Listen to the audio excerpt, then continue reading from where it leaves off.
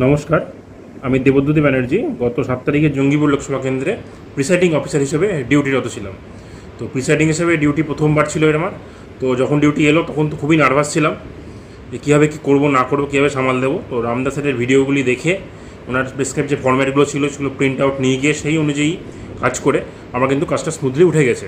তো স্যারকে অনেক অনেক ধন্যবাদ আমাদের মতো ভোট কর্মীদের পাশে থাকার জন্য।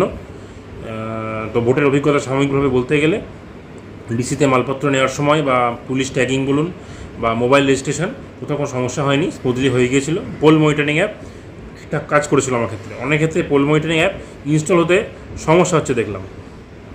যাই হোক, বুথে আমাদের কেন্দ্রীয় বাহিনী ছিল, শান্তিপূর্ণ ভোট হয়েছে। ইডিসি ভোট আমরা একজন দিয়েছিলাম, বাকি ASD vote, challenge vote, proxy vote, test vote এগুলো কিছুই হয়নি। স্যারের যে ফর্ম্যাটগুলো ছিল সেগুলো আমি প্রিন্ট করে নিয়ে যাওয়াতে, ধরুন কোন প্যাকেটে কী ফর্ম ভরতে হবে, এজেন্টদের কোথায় কোথায় সই করাতে হবে, কী কী দিতে হবে, সেগুলো আমি একদম পরপর নিয়ে চেকলিস্টে টিকমার্ক মেরে মেরে কাজ করছিলাম।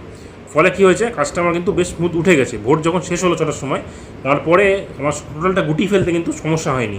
এবং আরসিতে এসেও ওনারা কোঅপারেটিভ ছিলেন। আমরা প্যাকেটগুলো সব আনসিল করে এনেছিলাম, আরসিতে এসে সিল করেছিলাম। তো 17C আমাদের এক কপি সিউর হ্যান্ডেলে বাঁধতে হয়েছিল।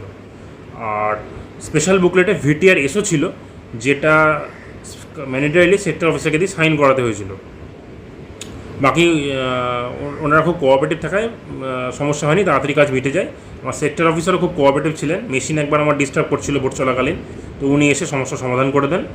আর আমার টিম মেম্বারও কোঅপারেটিভ থাকায় সমস্যা হয়নি, স্মুথলি ভোট উঠে গিয়েছিল।